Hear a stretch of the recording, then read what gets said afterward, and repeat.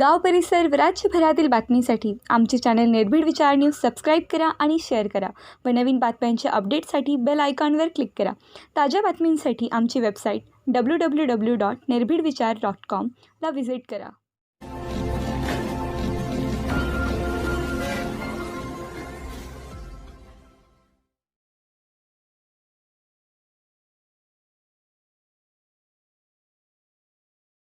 राष्ट्र गौरव हिंदवा सूरज प्रातस्मरणीय वीर शिरोमणि महामहिंद मेवाड़ मेद पाटेश्वर श्री 1008 रणवीर महाराणा प्रताप सिंह जी की जयंती। इस पर्व पर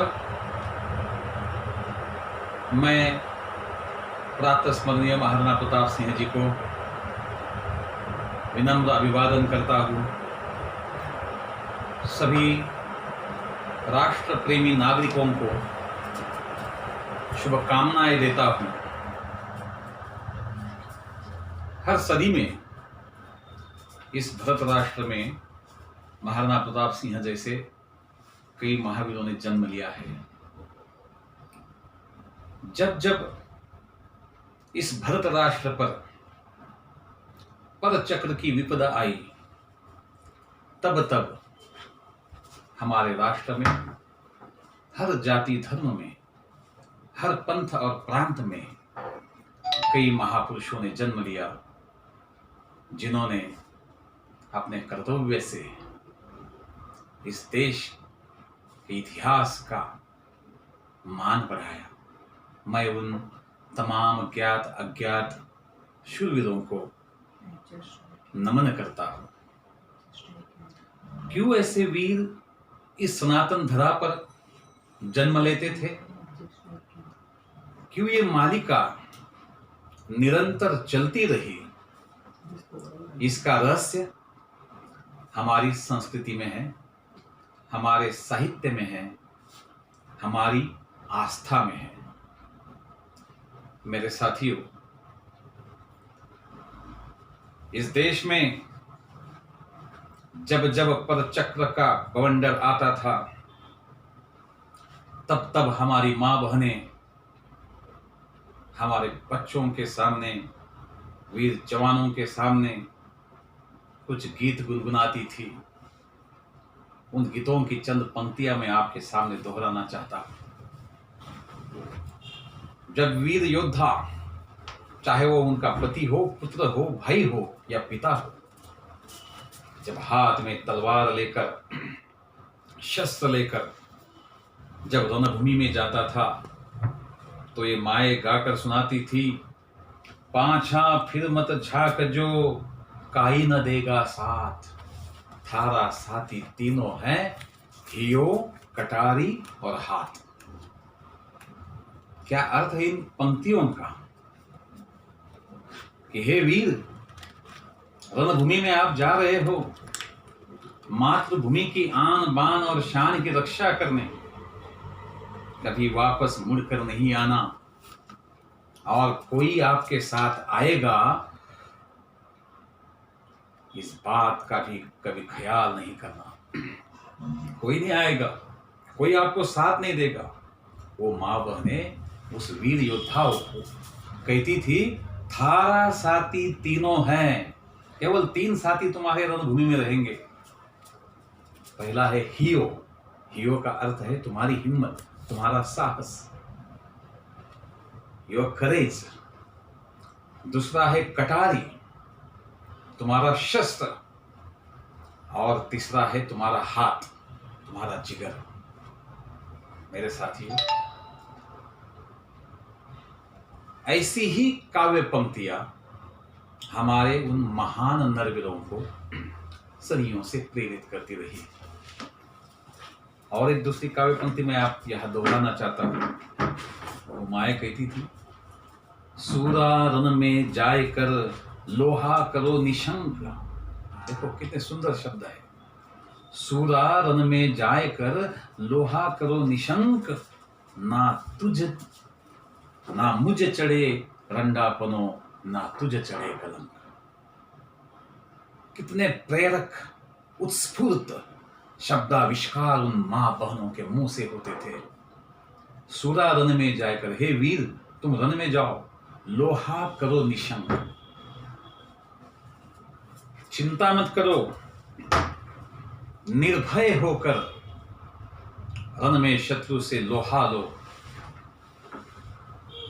और विजय प्राप्त कर, विजय पताका लहरा कर वापस अपने राज्य में, अपनी राजधानी में आओ, ताकि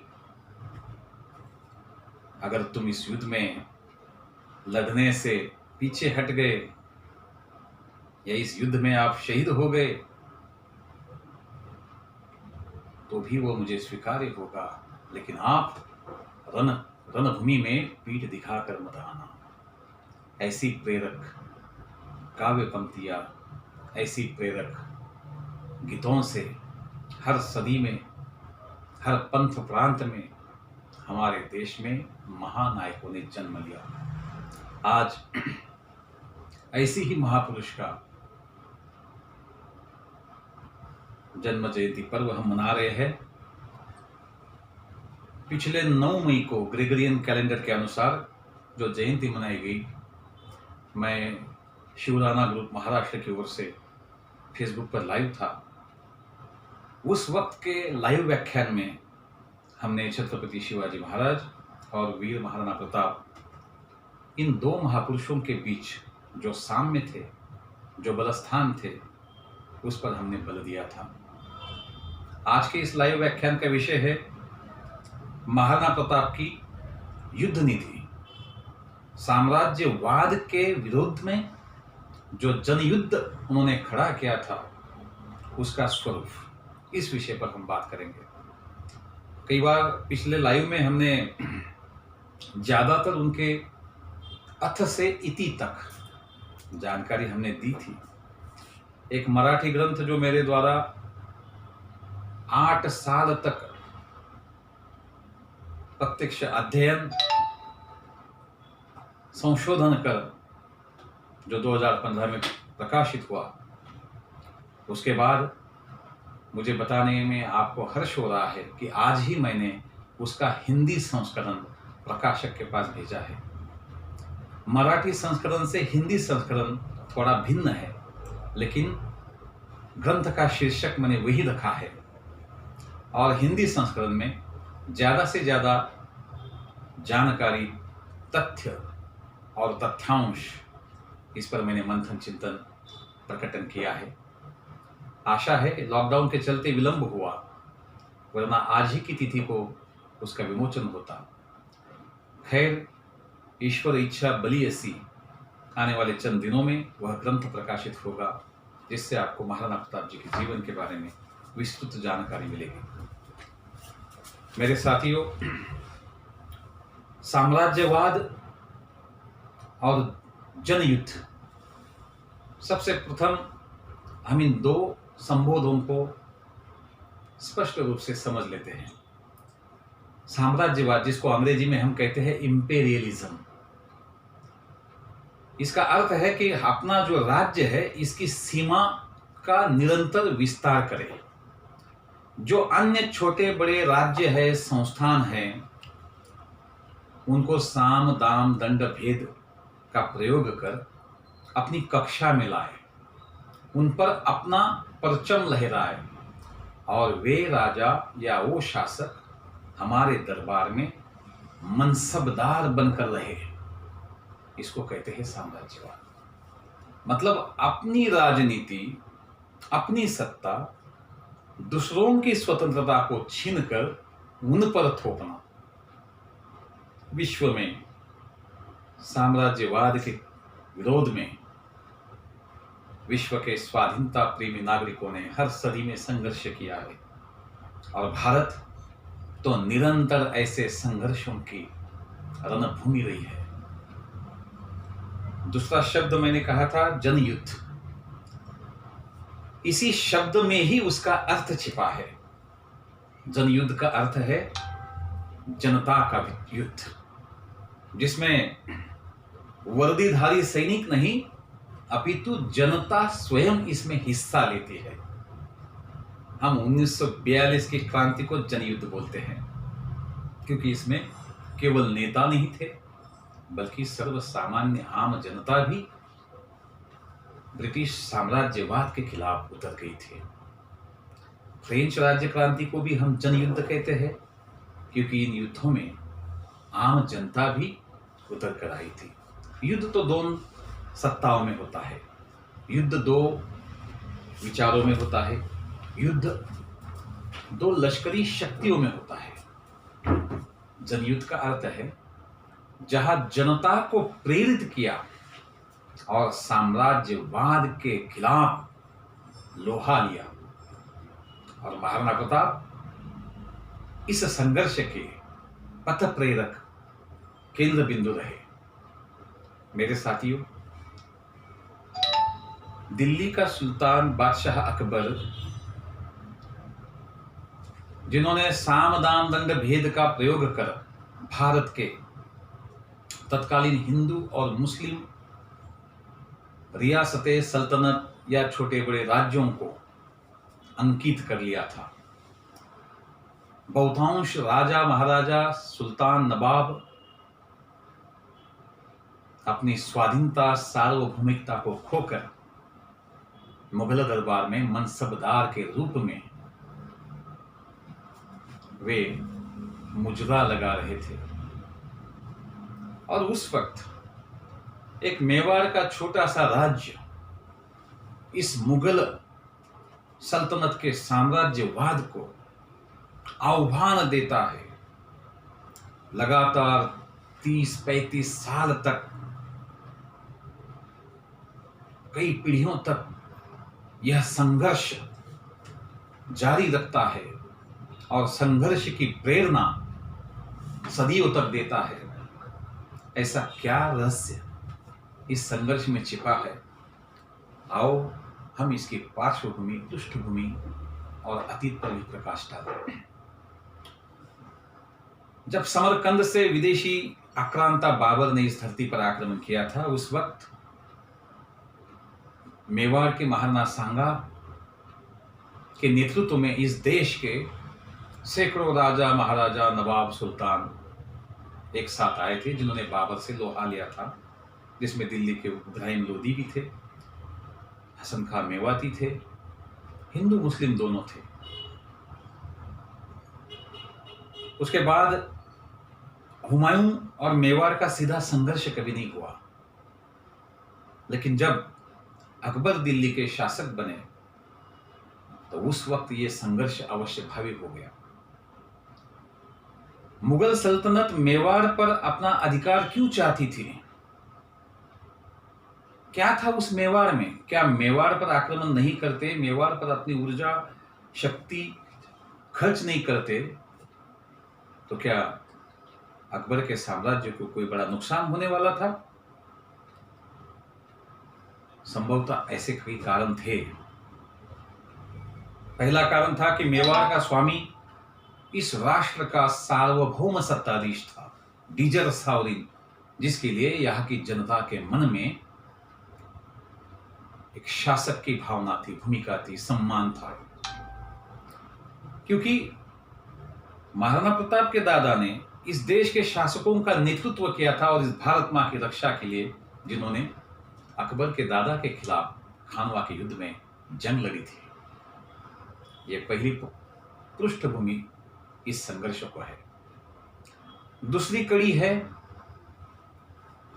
कि मेवाड़ से होकर गुजरात का मार्ग जाता था, और जिस गुजरात के सूरत से मुगल सल्तनत का अंतर्राष्ट्रीय व्यापार चलता था।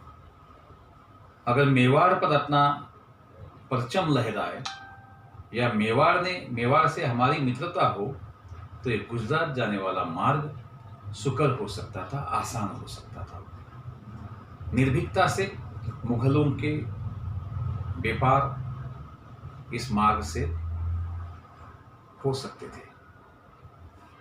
तीसरी कड़ी है मेवाड़ वन संपदा, मेवाड़ की अरावली की दुर्गम पहाड़ियां, उन पहाड़ियों में मिलने वाले कई तरह तरह के वन संपदा, पशु पंछी, विभिन्न खनिजों की खदानें, जैसे संगमरमर की खदानें थी, निकेल जस्त की खदानें थी, चांदी की खदानें थी। इन सब पर मुगल अपना अधिकार जताने चाहते थे और मुख्य सोच ये थी कि जिस महाराणा के प्रति इस देश में अत्यंत सम्मान की भावना हो, वह महाराणा जब तक मेरे दरबार में नहीं खड़ा होता, वह मेरा मनसबदार नहीं बनता, तब तक मैं हिंदुस्तान का अनभिषिक्त सम्राट नहीं माना जा सकता। यह शहंशाह अकबर की धारणा थी। तो उदय सिंह ने जब मुगल प्रभु सत्ता को अमान्य कर दिया था, जब अकबर ने मित्रता का प्रस्ताव भेजा था, तो अमान्य क्यों किया? अमान्य इसलिए किया, मित्रता तो हो सकती थी, लेकिन मित्रता कैसी हो कि तुम अपना शासन संभालो, हम अपने राज्य में अपना शासन संभालेंगे। लेकिन मुगल सल्तनत को यह मंजूर नहीं था। हमारे साथ मित्रता मतलब तुम्हारी संपूर्ण स्वाधीनता हमारे हवाले कर देना और एक सामान्य मनसबदार बनकर हमारे दरबार में खड़ा रहना, मतलब अपने सत्व, स्वत्व और स्वाभिमान को खो देना, जिसके पुरखों ने युगों युगों तक, कई सदियों तक इस भरत भूमि पर शासन किया हो। क्या वो ऐसे प्रस्तावों का स्वीकार करते? कतई नहीं। चारण कवियों ने कहा था कि अकबर समद अथाह तीही डूबा हिंदू तुरक, बस इन 3 माह ओयन फूल प्रताप से। कि अकबर का साम्राज्य समंदर की तरह था, जिसमें हिंदू तुर्क सत्ताएं डूब चुकी थी, लेकिन प्रताप रूपी एक कमल, स्वाधीनता की किरणें अपने राज्य पर लेकर स्वतंत्रता किरणों से अलंकृत हो रहा था, शोभायमान हो रहा था। और यही मुगल सल्तनत के दुख की जड़ थी। और इसलिए प्रताप को मिटाने के लिए लगातार 25 साल तक बलाढ्य सेना, प्रचंड धन बल, शस्त्र बल, सैन्य बल और कई महान सेनानियों को मेवाड़ पर निरंतर भेजा गया। लेकिन मेरे साथियों, इस मेवाड़ की मिट्टी में वह खून था बापा रावल का, रावल कुम्मान का, महाराणा कुंभा का, महाराणा सांगा का। क्या वो मेवाड़ कैसे झुके? जिस धरती की महारानी पद्मिनी ने हजारों नारियों के साथ जोहार की ज्वाला में अपने आप को हवाले किया हो, आत्माहुति दी हो, जोहार की राख में जल जाना पसंद किया हो, लेकिन अपनी आन बान शान पर आंच नहीं आने दिया। क्या ऐसी प्रेरणा कभी अपनी स्वाधीनता को नष्ट होने देती? कतई नहीं।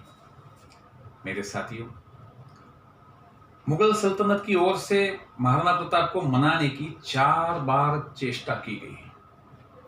पहली बार जलाल खान कोलची को भेजा गया, कुंवर मानसिंह को भेजा गया, राजा भगवान दास को भेजा गया और आखिरी बार राजा टोडरमल को भेजा गया।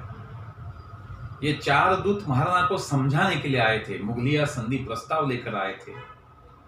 महाराणा ने बड़े ही शालीनता से उनका स्वागत किया, उनके स्वागत में कोई कमियां नहीं रखी। ये मेवाड़ के संस्कार थे, एक शासक के श्रेष्ठ गुण थे। लेकिन उनके प्रस्ताव का स्वीकार उन्होंने कतई नहीं किया। जब प्रस्तावों का स्वीकार नहीं होता है तो युद्ध अटल है। 1576 में कुंवर मानसिंह के नेतृत्व में मुगल सेना भेजी गई। 18 जून को हल्दी घाटी का युद्ध हुआ। इतिहास के इन सभी विषयों पर हमने पिछले लाइव में प्रकाश डाले हैं और आज का विषय हमारा थोड़ा सा भिन्न है, लेकिन विषय को प्रारंभ, मध्य और अंत तक जाते हुए इन पहलुओं को भी छूना मैं अवश्य भावी समझता हूं। मेरे साथियों, 1568 में जब चित्तौड़ पर आक्रमण किया और चित्तौड़ का पतन हुआ, कुछ कतिपय इतिहासकार महाराणा उदय सिंह को दोष देते थे कि महाराणा उदय सिंह को गढ़ छोड़ के नहीं जाना था। अगर वे गढ़ में होते तो मेवाड़ में कोई नहीं बचता, ना मेवाड़ की आजादी बचती, स्वाधीनता का प्रेरणा पुंज सदा के लिए मिट जाता। मेवाड़ राजदरबार की परंपरा रही है, जब जब विपदा आती थी तो मेवाड़ के सामंत महाराणा को मार्गदर्शन करते थे और महाराणा को सामंतों के आदेश या सुझाव को मानना अवश्य भावी होता था। जब चित्तौड़ का किला जो है वह दुर्ग समतल भूमि पर है, जो चारों ओर से मुगलों ने घेर लिया था, कई महीनों तक ये घेराबंदी रही। जब गढ़ पर, दुर्ग पर अनाज, जल स्रोत समाप्त होने की कगार पर थे, तो या तो भूखे तड़प तड़प कर मरना, या गुलामी का स्वीकार करना, या रणभूमि में लोहा लेना। ये तीन विकल्प थे। जिन्होंने तीसरा विकल्प चुना, जयचंद राठौड़, कल्ला राठौड़, पत्ता सिसोदिया जैसे वीरों ने अपने पराक्रम की पराकाष्ठा की, मुगलों से कड़ा लोहा लिया। इस युद्ध के वक्त जब महाराणा उदय सिंह जी अरावली के गिरी कंदराव में अपने परिवार और चुनिंदा साथियों के साथ थे, जिनके साथ ग्वालियर के पूर्व नरेश राजा रामशाह तोमर थे, कई चुंडावत सरदार भी थे, और उन्होंने सोचा कि मुगलों की बलाढ्य शक्ति के साथ अगर संघर्ष करना है तो मेवाड़ को अपनी रणनीतियों को बदलना होगा। फिर कौन सी रणनीति अपनाई जाए? एक और एक बहुत ही शक्तिशाली संगठन है और दूसरी ओर खानवा के युद्ध में, बहादुर शाह के आक्रमण के वक्त और 1568 के मुगल आक्रमण के वक्त जो धन बल है, सैन्य बल है, सब कुछ मिटने की कगार पर था। तो कैसे वह शासक उस बलाढ्य मुगल सत्ता से संघर्ष कर सके? ये महाराणा उदय सिंह की दूरदर्शिता थी कि उन्होंने अपनी युद्ध नीति बदली। गुरिल्ला युद्ध प्रणाली, जिसे हम छापामार युद्ध प्रणाली भी कहते हैं, उसको उन्होंने अपनाया। राजपीपला खानदेश के किनारे पर सातपुड़ा पर्वतमाला तक वे पहुंचे थे। आदिवासी जनजाति के भील लोगों का उन्होंने संगठन किया। उनके साथ राजपूत थे, भील थे, गाड़ी लुआर थे, चारण थे, ब्राह्मण थे, पुरोहित थे, जैन थे, मेहता थे, कंजर थे। कई जाति जनजातियों के लोगों को महाराणा ने अपनी सेना में भर्ती किया। इन सैनिकों को देने के लिए ना तो उनके पास वतन थे, ना इतनी जागीरें थी, ना इतनी तनख्वाह थी, लेकिन फिर भी अपने 3-4 साल के कार्यकाल में महाराणा उदय सिंह जी ने अरावली की गिरी कंदराव में ऐसे कई स्थलों की टोह ली जहां उनके वंशज या उनके बाद भी ये स्वाधीनता का रण संग्राम जारी रह सके। महाराणा उदय सिंह जी के निधन के बाद जब महाराणा प्रताप जी ने मेवाड़ की बागडोर संभाली तो उनके सामने यही आह्वान थे। महाराणा प्रताप जी ने इसी रणनीति को अधिक सुंदर तरीके से, प्रभावशाली ढंग से अपनाया। उन्होंने गांव-गांव जाकर लोगों का संगठन किया, प्रजा को ही सेना बनाया।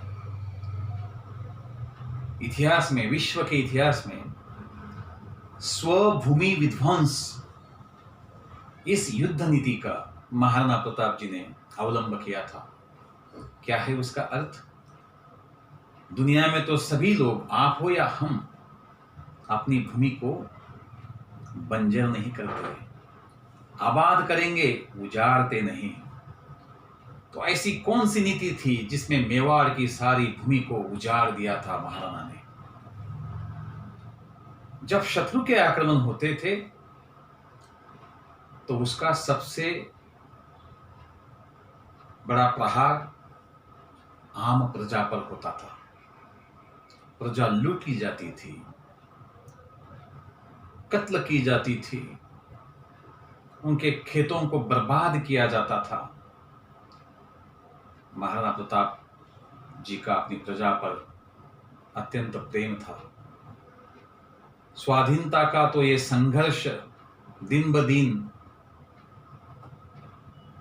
प्रदीर्घ समय तक चलेगा, कड़ा होगा, लेकिन मेरी प्रजा पर कोई आंच ना आए, इसलिए गांव खाली किए गए, बस्तियां खाली की गई, खेत में जो फसल थी उसे उजाड़ दिया गया, प्रजा को वे पहाड़ों में ले गए। वागड़, घोमट, ये जो क्षेत्र है मेवाड़ के, अरावली जैसे गोगुंदा है, कुंभलगढ़ है, आवरगढ़ है, चावंड है, इन क्षेत्रों में ये प्रजा अपने सेना के संरक्षण में अपना जीवन यापन करने लगी। कई सैकड़ों गुफाओं को पर्वत शिखरों की टोह ली गई। आदिवासी भील जनजाति के लोग जो पर्वतीय क्षेत्र के सभी भौगोलिक रास्तों से, बीहड़ जंगलों से परिचित होते हैं, एक प्रभावशाली गुप्तचर यंत्रणा बनाई गई। इस यंत्रणा का ईश्वरदास चौहान और नेता भाकरोत सिसोदिया, इन्होंने इस गुप्तचर यंत्रणा का संचालन किया। विभिन्न पशु पंछियों के आवाज जो संदेश के लिए अपनाए जाते थे। 5-6 कोस तक जब सेना होती थी तो कुछ घंटों में संदेश को प्रचारित किया जाता था, ताकि सभी सावध हो जाते थे, सावधान हो जाते थे। मेरे साथियों, मुगल सल्तनत ने इस अरावली के पूरे पहाड़ को चारों ओर से 1 लाख की सेना से कई साल तक घेराबंदी कर ली थी। जैसे आज लॉकडाउन चल रहा है, वो भी एक तरह का लॉकडाउन था। महाराणा, उनकी सेना और उनकी प्रजा को पहाड़ों के दरमियान कैद कर लिया गया। मुगलों को पहाड़ी संघर्षों की कोई अनुभूति नहीं थी, जिसका लाभ महाराणा ने उठाया। हल्दी घाटी का युद्ध हुआ, जिस युद्ध में कुछ इतिहासकारों ने कई भ्रांतियां पैदा कर दी थी। इस युद्ध में महाराणा का विजय हुआ था। अगर महाराणा की हार होती तो कुंवर मान सिंह और आसफ खान की 6 महीने तक ढ्योंडी बंद नहीं की जाती। युद्ध के बाद युद्ध में जो धारातीर्थी हुए थे, जिन्होंने युद्ध में पराक्रम की पराकाष्ठा की थी, उन सैनिकों को, सरदारों को, सामंतों को जमीनों के पट्टे परवाने दिए गए। उसके ताम्रपट आज भी उपलब्ध है। और महाराणा उसी भूमि पर डट कर रहे। मान सिंह की सेना को मुगल दरबार के द्वारा वापस बुलाया गया। रणनीति कैसी थी? कुछ लोग इसे धर्म का स्वरूप देते हैं, वह सर्वथा गलत है। मुगलों की सेना के सेनापति थे कुंवर मान सिंह, और मेवाड़ की सेना के सेनापति थे हकीम का सूरी, जो शेर शाह सूरी के वंशज थे, जो पठान थे। अपने पठानों के साथ जिन्होंने महाराणा की ओर से इस युद्ध में हिस्सा लिया था, और मुगलों से लड़ते लड़ते अपने प्राणों की आहुतियां भी दी थी। हल्दी घाटी के युद्ध के बाद शाहबाज खान के अकबर का एक आक्रमण आया। स्वयं शहंशाह अकबर पूरी शक्ति के साथ मेवाड़ में रहा, लेकिन प्रताप को पा नहीं सका। उसके बाद शाहबाज खान के 3 आक्रमण हुए। अब्दुल रहीम खान खाना के 2 आक्रमण हुए हैं, एक 1580 में और एक 1550 में।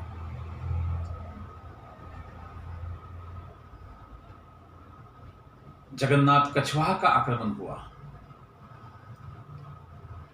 हर एक आक्रमण को प्रतिरोध किया गया।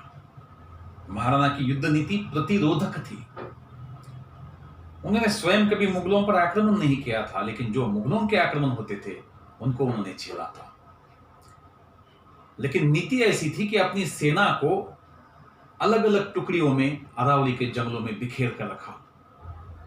जहां मुगलों के शिविर लगते थे, महाराणा की सेना उनके शिविरों पर अचानक हमले कर देती थी। जो हाथ में आता था उसे उठाकर जंगलों में चले जाते थे। जो उठाया नहीं जा सकता था उसको घी या तेल डालकर जलाकर आग के हवाले कर देते थे। महाराणा प्रताप ने मुगलों की कई सैन्य चौकियों पर हमले किए थे। जैसे ही उन्होंने सत्ता संभालने से पहले ही उन्होंने रणभूमि में एक उत्कृष्ट रणनीतिकार, झुंझारू योद्धा का परिचय दिया था।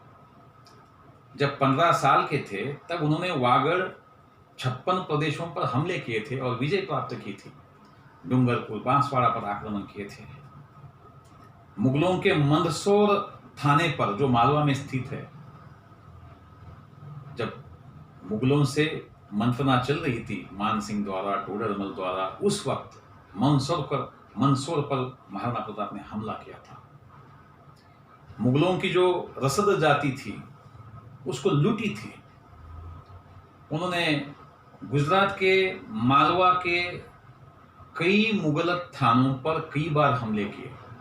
सूरत पर भी उन्होंने धावा बोला था और वहां के सूबेदार का कत्ल किया था। मेरे साथियों, इन युद्धों के बाद सबसे बड़ा युद्ध था दिवेर।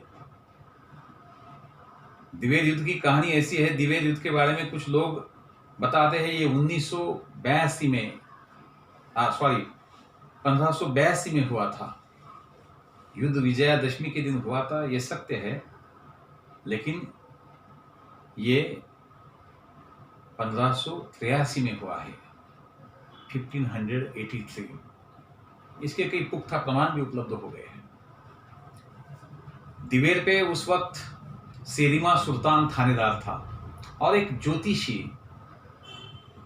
महाराणा के पास आया था। उन्होंने कहा कि इस वक्त अगर आप शत्रु पर धावा बोलते हो तो आपकी विजय निश्चित है। फिर महाराणा ने उसी ज्योतिषी को सलाह दी। वह ज्योतिषकार सेरिमा सुल्तान को मिलने गया। उसने कहा कि महाराणा के पास बहुत ही कम सेना है, अगर इस वक्त तुम महाराणा प्रताप पर आक्रमण करते हो तो तुम्हारी विजय होगी। सेरिमा सुल्तान तो ऐसे अवसरों की प्रतीक्षा कर रहा था, लेकिन उसकी मां ने उसे कहा था कि आज तुम आक्रमण मत करो, युद्ध पर मत जाओ। हो सकता है मां का आत्मा भविष्य का वेद लेता, लेकिन उसका बेटा नहीं माना। महाराणा प्रताप ने दिवेर पर जो धावा बोला, कुंवर अमर सिंह जी जिन्होंने सेरिमा सुल्तान का वध किया, जो कई मुगलों की तो कत्ल हुई, 15,000 से ज्यादा मुगल सेना बंदी बनाई गई थी। ये सबसे बड़ी विजय थी। इस विजय से मुगलिया सल्तनत की सारी रणनीतियां परास्त हो गई थी और महाराणा प्रताप की जो रणनीति है वो विजय के पथ की ओर निरंतर बढ़ने वाली थी। मेरे साथियों, दिवेर के युद्ध के बाद खान खाना का जो आक्रमण हुआ था उस पर भी अमर सिंह जी ने हमला कर दिया था, लेकिन महाराणा प्रताप की श्री दाक्षिण्यता को देखकर खान खाना बहुत ही प्रभावित हो गया था। जगन्नाथ कछवाहा ने जो आखिरी आक्रमण किया, उस आक्रमण का भी जबरदस्त प्रतिरोध महाराणा प्रताप ने किया था। जगन्नाथ कछवाहा को लौट कर जाना पड़ा था। महाराणा प्रताप और मुगलों के बीच लगभग 36 से ज्यादा युद्ध हुए और सभी युद्ध में महाराणा प्रताप ने विजय हासिल की थी। मेरे साथियों, हमने जिन विषयों पर चर्चा की आखिरी भाग में मैं कहना चाहता हूं कि महाराणा को ये यश कैसे प्राप्त हो सका। मुगलों की बलाढ्य सत्ता के साथ लड़ते वक्त यश पाना मुमकिन नहीं, नामुमकिन था, फिर भी ये महाराणा के लिए संभव कैसे हुआ। इसका श्रेय जाता है महाराणा की रणनीति को। इन्होंने प्रजा का संगठन बनाया, प्रजा को ही देशभक्ति का पाठ पढ़ाया, और इसलिए महाराणा या उनकी गतिविधियों की कोई भी खबर शत्रु को नहीं लगती थी। मुगलों की गुप्तचर यंत्रणा को उन्होंने पूर्णतः परास्त कर दिया था। उनके जो छोटे भाई थे विरमदेव, जिनके नेतृत्व में परिवारों की रक्षा भी हुई। महाराणा का एक श्रेय जाता है जिन्होंने सर्वाधिक राजधानियों की स्थापना की। चित्तौड़ पतन के बाद उदयपुर मेवाड़ की राजधानी रही, उसके बाद गोगुंदा, कुंभलगढ़, आवरगढ़, ये सर्वाधिक दुर्गम क्षेत्र था, वहां भी कई साल उनकी राजधानी रही। ढोलान जैसे आत्यंतिक दुर्गम स्थल पर वे रहे। मायरा की गुफाएं, मचिन की गुफाएं, शेरगढ़ की गुफाएं, जिनका उन्होंने अपने निवास के लिए प्रयोग किया। इन गुफाओं में चित्तौड़ का धन सुरक्षित ढंग से रखा गया था। कई साल तक प्रयोग में आ सके ऐसे संसाधन वहां जुटाए गए थे। पहाड़ों में खेती की, और जो अनाज मिलता था उस अनाज से अपनी प्रजा का पेट भरा गया। मेरे साथियों, कई लोग कहते हैं कि महाराणा प्रताप के पास धन नहीं था। ऐसा कुछ नहीं है, ये काल्पनिक कथाएं हैं। उनके पूर्वजों ने चित्तौड़ का धन सुरक्षित रूप से अरावली की गिरी कंदराओं में सुरक्षित रखा था, और प्रधानमंत्री भामाशाह समय समय पर इस धन का प्रयोग करते थे। जब धन की आत्यंतिक आवश्यकता हुई तो भामाशाह और ताराचंद काउड़िया के नेतृत्व में मालवा पर हमले किए गए। मालवा के मुगलों के थानों को लूटा गया मेरे साथियों, और वही लूटा हुआ धन भामाशाह ने महाराणा प्रताप को चुलिया नाम के गांव में अर्पण किया था, जिससे हजारों की सेना कई साल तक खर्चे का वहन कर सकेगी, ऐसा नियोजन संभव हो गया था, संपन्न हो गया था। महाराणा प्रताप की दूसरी नीति थी, जो उनके पड़ोसी राज्य थे, जिनमें सिरोही, बूंदी, बांसवाड़ा, डूंगरपुर ऐसे राज्य थे। जालोर के शासक ताज खां भी उनके मित्र थे, लेकिन बाद में जालोर के ताज खां कहाँ गए, इसका कोई उल्लेख इतिहास में ज्यादातर मिलता नहीं। इस पर अधिक संशोधन होने की आवश्यकता है। सिरोही, बूंदी, डूंगरपुर, बांसवाड़ा, यहाँ के शासक जब मुगलों का आक्रमण हो जाता था तो मुगलों की अधीनता स्वीकार कर लेते थे। जब आक्रमण चला जाता था तो वो फिर महाराणा का पक्ष ले लेते थे। कभी कभी संघर्ष भी होता था, लेकिन महाराणा प्रताप के व्यक्तित्व ने अपने बड़े पड़ोसियों को हमेशा प्रेरणा दी। गुजरात के ईडर के राजा नारायण दास चौहान, जो महाराणा प्रताप के साथी थे, इन सभीयों ने महाराणा की रणनीति अपनाई। जोधपुर के राव चंद्रसेन, बूंदी के राव दुदा, ईडर के राव नारायण दास, डूंगरपुर के राव आसकरन, इन सिरोही के राव सुल्तान, जो गुरिल्ला छापामार रणनीति है, इन रणनीतियों का अनुनय अवलंब उन्होंने भी किया था। मेरे साथियों, महाराणा प्रताप कहीं इन पड़ोसियों को, अन्य राजाओं को, अन्य शासकों को प्रेरित ना कर दे और सब लोग मिलकर गठबंधन ना बना ले और वह गठबंधन मेरे साम्राज्य को उखाड़ कर न फेंके, ये मुगल शासक का सबसे बड़ा डर था। मेरे साथियों, व्याख्यान के अंत में मैं कहना चाहता हूं कि युद्ध तो महाराणा प्रताप ने कई लड़े। ज्यादातर युद्धों में, लगभग सभी युद्धों में उन्होंने विजय ही हासिल की थी। जब कई युद्धों का जिक्र अतिरंजकता से किया जाता है, युद्ध तो अटल थे, उन्हें कभी आराम ही नहीं मिला था। संघर्ष तो बहुत कठिन था, भीषण था। एक शासक, एक राजा सभी भौतिक सुखों को लात मारकर अपनी रानियां, अपनी राजकुमारियां, अपने राजकुमार उनके लेकर, अपनी प्रजा को लेकर, अपनी सेना को, सामंतों को लेकर वनवास का कष्टप्रद जीवन बिताकर, कई विपदाओं को सहकर 25 साल तक विश्व की एक बलाढ्य सत्ता से जब लोहा लेता है, तो उस उत्कट देशभक्ति को हर सदी में नमन ही किया जाएगा। इसलिए महाराणा प्रताप के गौरव में कहा है, जात धर्म तज वर्ग मन, रुद्ध शिशु नर नारी, जद जद भारत झूंझसी पाथल जय थारी। महाराणा प्रताप का गौरव किया जाता है कि हे प्रताप, जब जब इस धरती पर, इस देश पर विदेशी आक्रांताओं के आक्रमण होंगे, तब तब यहाँ की जनता अपनी जाति, धर्म, पंथ, प्रांत, उम्र सब कुछ भूलकर केवल तुम्हारे नाम का जय जयकार करेगी। इसी में महाराणा प्रताप के व्यक्तित्व की गहरी छाप है। ये लोकप्रियता अनन्य साधारण है मेरे साथियों। महाराणा प्रताप ने मुगलों पर जो धावे बोले थे, जैसे मोही, मदारिया, कुशीथल, मंदसौर, मालवा, जहाजपुर, डिबलगढ़, कुंभलगढ़ पर जब आक्रमण किया तो उनको आने से पहले ही मुगलों ने गढ़ को, दुर्ग को छोड़ दिया और वहां से भाग गए। लगभग 84 मुगल थानों पर उन्होंने हमले किए। जालोर और सांचौर की मुगल चौकियों को जलाकर राख कर दिया।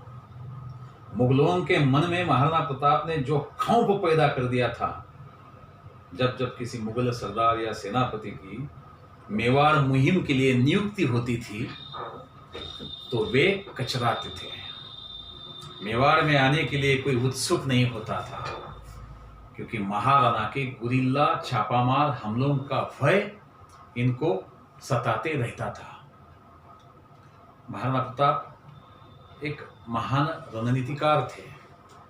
अपनी रणनीति के तहत उन्होंने साम्राज्यवाद की सारी चालें परास्त कर दी।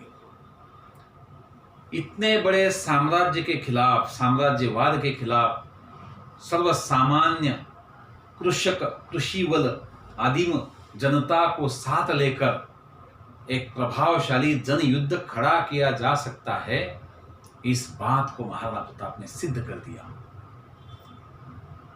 सामरिक शास्त्रों में इस रणनीति का बड़ा ही अनन्य साधारण महत्व है। वीरता, शौर्य हम यूं ही बोल देते हैं। जब युद्ध लड़ा जाता है, वो केवल शस्त्रों से नहीं, जिगर से भी लड़ा जाता है।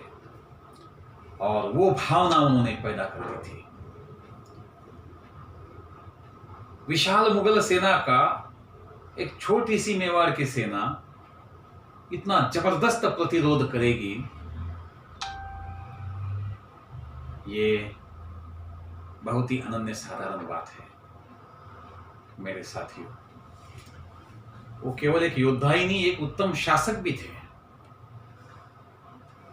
धर्मनिरपेक्षता उनके रग रग में भरी थी। मुल्ला नसीरुद्दीन, जिसको निसारदी कहा जाता है, एक महान चित्रकार, जिनको उन्होंने पनाह दी थी, जिन्होंने उदयपुर की प्राचीन रागमाला चित्र शैली का विकास किया। पंडित चक्रपाणी मिश्र, जो प्रतिभाशाली लेखक थे, ग्रंथकार थे, जिनको उन्होंने शरण दी। पंडित चक्रपाणी मिश्र ने राज्याभिषेक पद्धति, विश्ववल्लभ, मुहूर्तमाला जैसे महान ग्रंथ लिखे। पंडित चक्रपाणी मिश्र ने जो राज्याभिषेक पद्धति लिखी, उसी ग्रंथ के अनुसार भारत के जितने भी राजा बाद में हुए, उनका राज्याभिषेक किया गया था। जंगलों में तालाब बनवाए, बावड़ियां बनवाई, कई मंदिर महल बनवाए। प्रताप के महलों की एक विशेषता थी उन महलों में विलासिता का रंग नहीं था। सामरिक दृष्टि से महत्वपूर्ण थे, लेकिन सादगी उसमें उठ उठ कर भरी हुई थी। महाराणा प्रताप का नेतृत्व बहुत ही जनता में घुल मिल जाने वाला था। आम जनता और राजा, जिनमें कोई दीवार नहीं थी। जब बालक थे, उनके लिए गढ़ से खाने का संपुट भेजा जाता था, तो पहले वे अपना खाना साथियों में बांटते थे और फिर बाद में वो अन्न ग्रहण करते थे। वही नीति प्रजा के हृदय में उनके लिए एक विशेष सम्मानजनक जगह कर गई। मेरे साथियों, महाराणा प्रताप जनता के बीच रहे।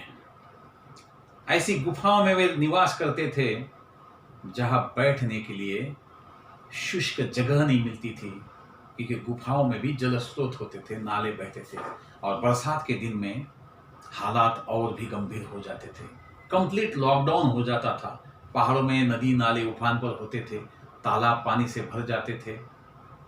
उन्हें गुफाओं में कंदराओं में रहना बाध्य हो जाता था। कई बार जंगली जानवरों से उनका सामना होता था।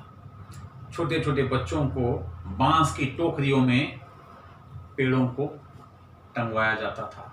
आज भी ऐसे कई प्राचीन पेड़ वहाँ है। गुफाओं में कई उनके साधन मिलते हैं, उनके निवास के पुख्ता सबूत मिलते हैं। कई नाथपंथी जोगियों का उनको सानिध्य मिला था।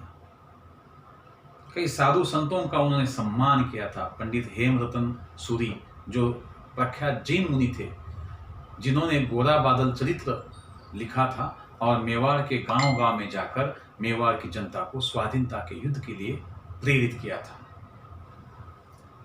महाराणा प्रताप अपने जनता में इतने घुल मिल जाते थे, इसलिए प्रजा के हृदय में उनको ईश्वर की तरह स्थान मिला। इसलिए महाराणा प्रताप को प्रातः स्मरणीय कहा जाता है, इसलिए उनको हिंदवा सूरज कहा जाता है, इसलिए उनके नामोच्चारण से पहले आर्य कुल कमल दिवाकर कहा जाता है। ये जनता ने उन्हें दिया हुआ सम्मान है, उनके कर्तृत्व और कृतित्व के लिए। राजा के साथ प्रजा और प्रजा के साथ राजा, इस अनोखे गठबंधन ने अकबर की सारी कूटनीतियां, सारी रणनीतियां परास्त कर दी और भारत को मुगलिया सल्तनत के परचम के नीचे पूर्णतः गुलाम होने से उन्होंने बचा लिया। इसलिए उन्हें स्वाधीनता का सूर्य कहा गया है, सार्वभौमिकता का पथ प्रेरक कहा गया है। ऐसे महान शासक को, महान योद्धा को, महान रणनीतिकार को मैं शत शत नमन करता हूं और आप सभी को महाराणा प्रताप जयंती के पर्व पर बधाइयां देता हूं। धन्यवाद। जय महाराणा, जय एकलिंग, जय चित्तौड़।